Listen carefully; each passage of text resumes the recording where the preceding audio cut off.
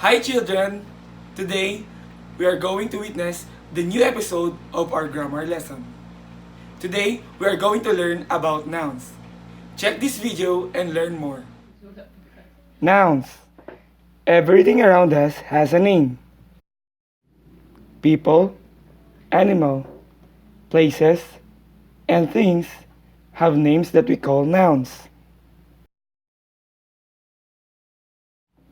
Nouns are also called naming words.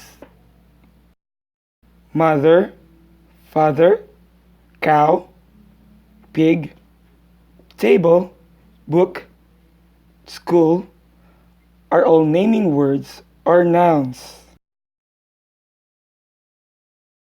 What are you sitting on? Are you sitting on a chair? Say the word chair out loud. This is its name or naming words. It cannot eat, drink, or move. It is a thing. Whenever you read the word chair, you see a picture of a chair in front of your eyes. We also know that we use the chair when we want to sit.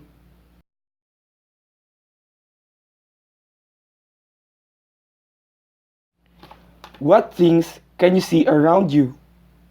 Call out their names. These names of the things around you are naming words. There are many people who help us. A teacher helps you study in school. Say the word teacher.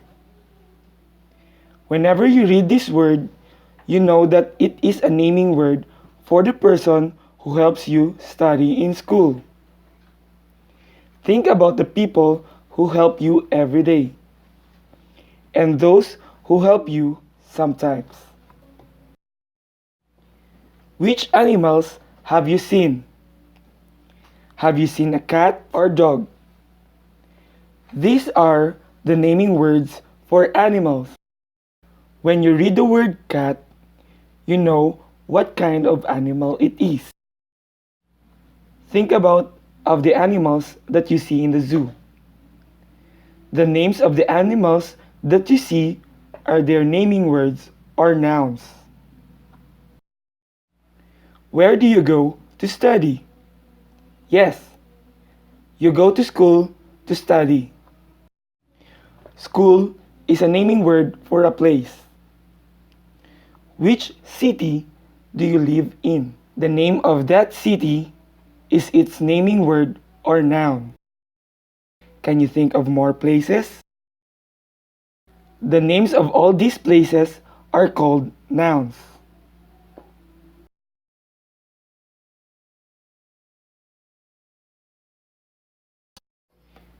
Naming words. Things. Chair, pen, person, driver, teacher. Animal, cat, dog. Places, school, home. So that's it for today. See you next time.